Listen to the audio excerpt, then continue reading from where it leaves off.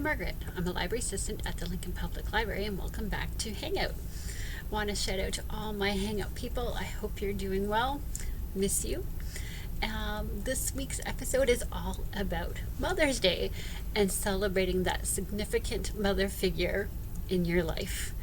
So we're going to be doing a few things to celebrate this particular day. We're going to be making flourless cupcakes. We're going to be making a sugar scrub and some ideas for Mother's Day cards. So stay tuned.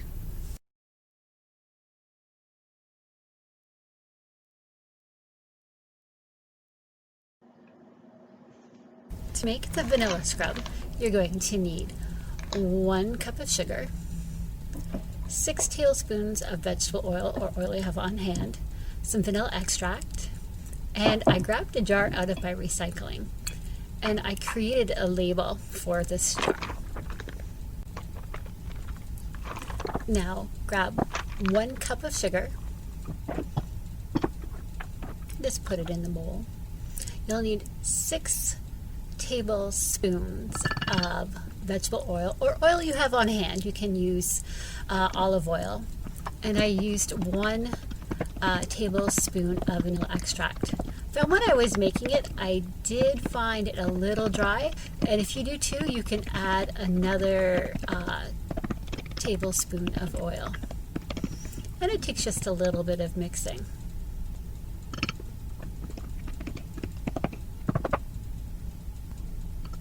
I wanted some extra scent, so I put in another teaspoon of vanilla.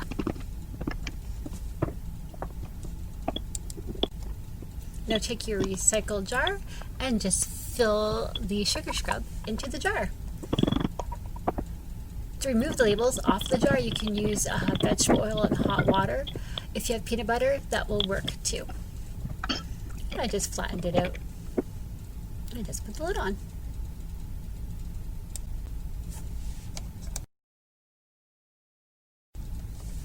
This is a very simple, great recipe. Again, 1 cup of sugar, 6 tablespoons of oil, and 1 teaspoon of vanilla.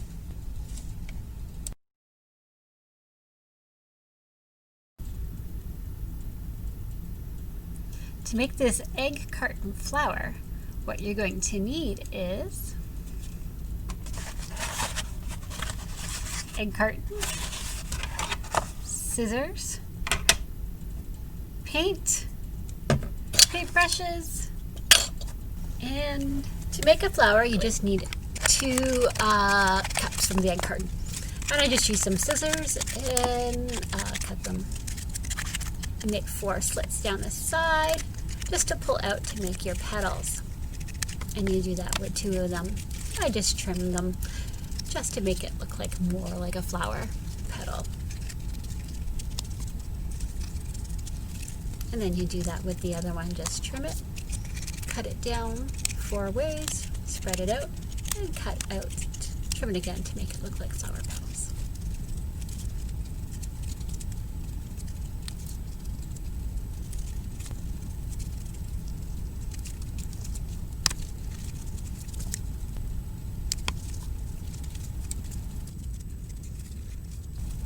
Now it's time to paint your flowers. I chose pink, but you can use any color that you like, and just make sure that it's well coated front and back of your egg carton flowers.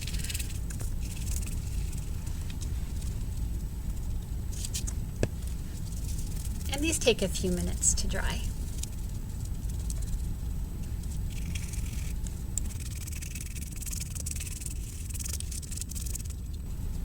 While your flowers are drying, you can make more than 1 flower. It only takes 2 egg cups. What you can do is grab a piece of paper, if you have cardstock, even cardboard, different colored paper, and this is where you make your card. You can either do a vertical or horizontal. I did mine a vertical card, and I just put Happy Mother's Day 2020. I put the date because I feel this is definitely a Mother's Day to remember. You can use markers, stickers, crayons, whatever you have in the house will work to make a card. With my card, I thought I'd put some hearts, and I'm very fond of polka dots and dots, so I decided to use that theme for this year's Mother's Day. To make the center of the flower, I just cut some more of the egg carton, just a small strip, and I just painted it white. Now we're going to make our flower pot by putting the 2 egg cup carton flowers together with glue. And we can just spread it out and just play with it until you like the way it looks.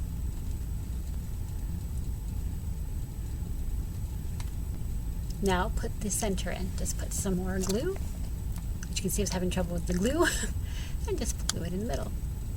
Now put your flower on your card.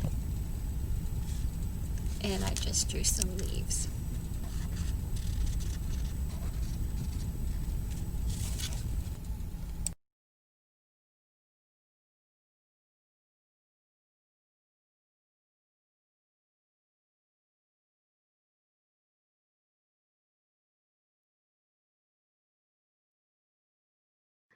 Today we're going to be making flourless cupcakes. This particular recipe makes 8. So what you're going to need is a half a cup of chocolate chips. You're going to need a half a cup of butter. I don't have any butter in, so I'm using I can't believe it's not butter. We need 2/3 of a cup of brown sugar, 2 eggs, and 2/3 of a cup of cocoa, and 1 teaspoon of salt. For the frosting for these cupcakes, you're going to need 1 cup of butter. I can't believe it's not butter. You're going to need 3 cups of powdered sugar, 2/3 a cup of cocoa powder. You're going to need some vanilla, 2 teaspoons, and you're going to need 5 tablespoons of milk. Now put your 1 cup of butter or margarine into a microsafe bowl and your 1 cup of chocolate chips. Now we're going to put this into the microwave for 30 seconds and then stir until it's all completely melted. Now that this mixture has been combined, now we're going to whisk in the brown sugar, eggs, and I'm going to put some vanilla in. So I'm going to put in some sugar.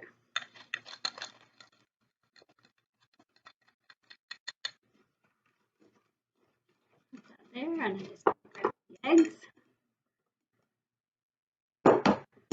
So it's 2/3 a cup of brown sugar and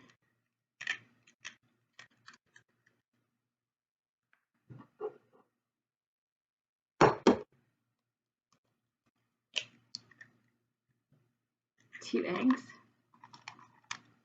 And I am going to put just a splash of vanilla.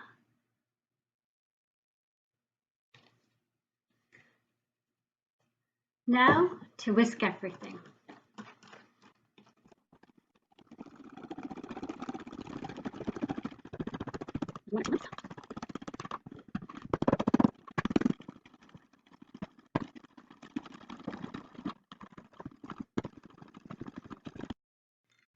I have the cocoa powder. I'm just going to put the teaspoon of salt in here. And I have another just whisk, just to kind of mix it all up. And now we're going to add this to our chocolate mixture. And we just sift it in.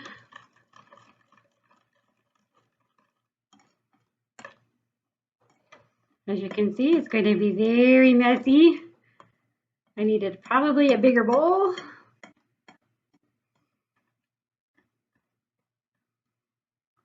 And just kind of shake it in. Whoops.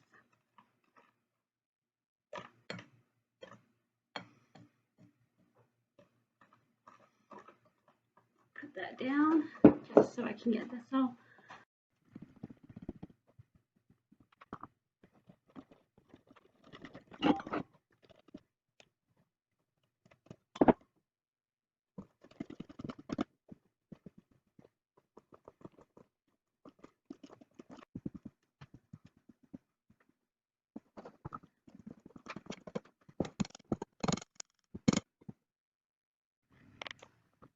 Now spoon your mixture into your cupcake liners till they're 2/3 full.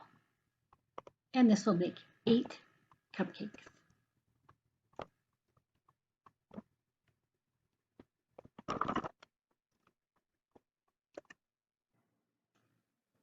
These are now ready for the 350-degree oven. These cupcakes are now ready to ice. I made a double batch of frosting. I would recommend to use this single batch. To ice your cupcakes, get a sandwich bag and put it into a glass or a cup with a point down. And just hold it over your cup or mug. Then grab your frosting or your icing and spoon it into the cup. This will make your piping bag if you don't have one. And then just pick it up, take it out of the cup, twist it a few times, and then you'll get a pair of scissors and just to snip the bottom. The bigger the hole, the more icing comes out. The smaller the hole, the less.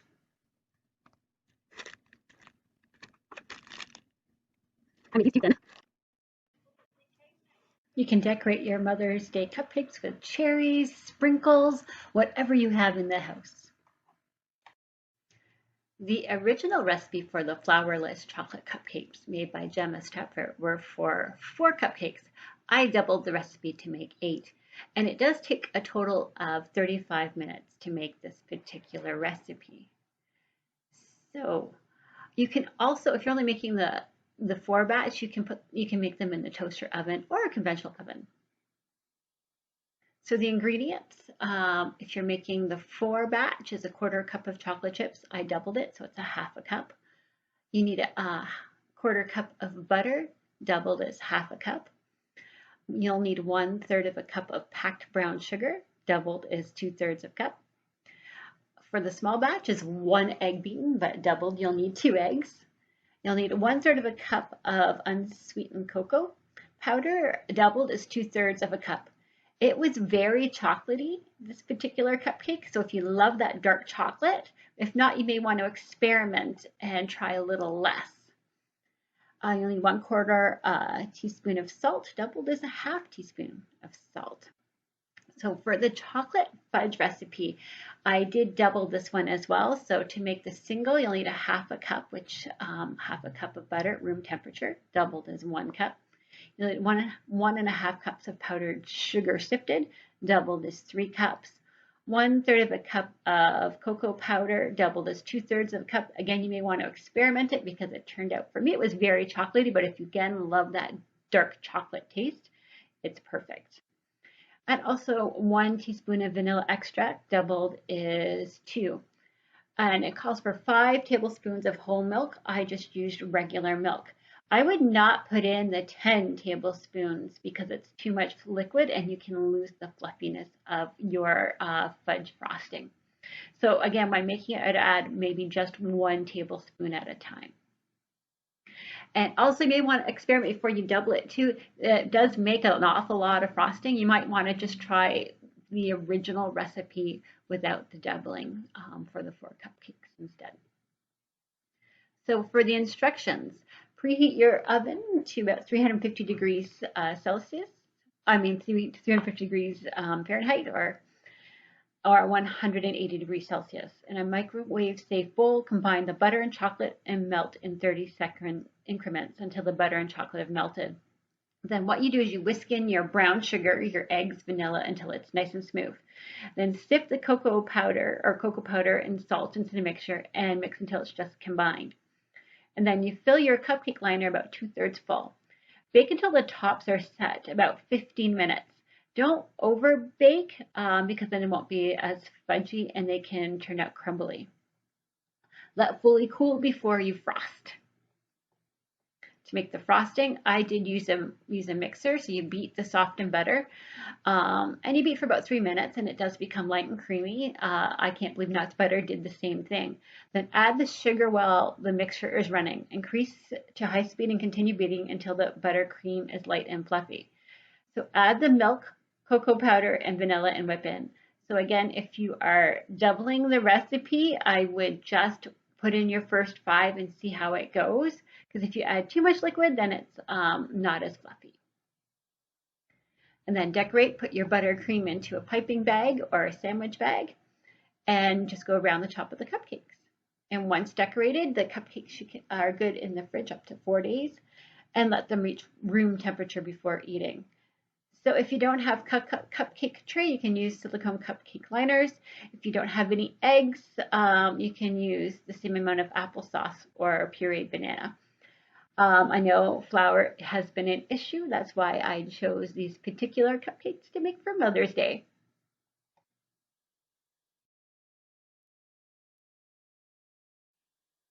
I found this great site called How Stuff Works, and I really like this one. It's called How Cakes Work and the Chemistry of Cake Ingredients.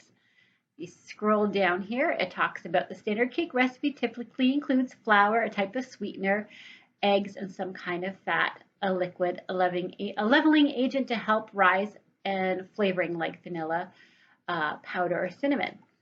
So leveling agents were the main instigators of cakes becoming their own category, separate from breads. And these allow baked goods to literally expand in ways they never have before. Because of the chemical leveling agents release carbon dioxide gases within the cake mixture during the baking process, helping the batter to rise to a porous structure. So examples are baking powder, baking soda, and cream of tartar. Yeast is a natural leveling agent that works in a similar manner to the chemical ones. When we made our flourless cupcake, you will notice that we used the sugar, which was icing sugar. We used the eggs, and we used cocoa powder. And really the cocoa powder, I found out on this particular site here, I'm just going to flip over to the eHow, is that you can actually use cocoa powder in place of some flour. And cocoa powder is a very fine, finely ground, which is very similar to cake flour. That's why it works in our flourless cupcakes. You'll notice when you bake these cupcakes, you don't get really light and fluffy. They're pretty dense. But if you don't have any flour and you want to have a chocolate cupcake, this is the perfect way to go. So I recommend this site, eHow, discover how to use cocoa powder in place of some flour. And I think this particular site, I'm going to switch back over. This is the How Stuff Works cake. So this is just the one page about leveling agents here.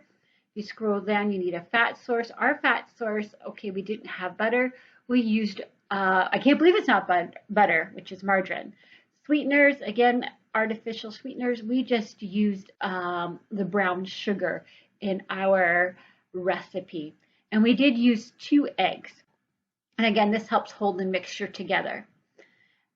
And this is a little bit more about flour and the liquids. And if you click on the next page, it talks about how cakes work and the role of the oven. So a great site, How Stuff Works, and eHow, all about cocoa powder. I highly recommend these 2 sites to give you the scientific aspect of baking and cakes.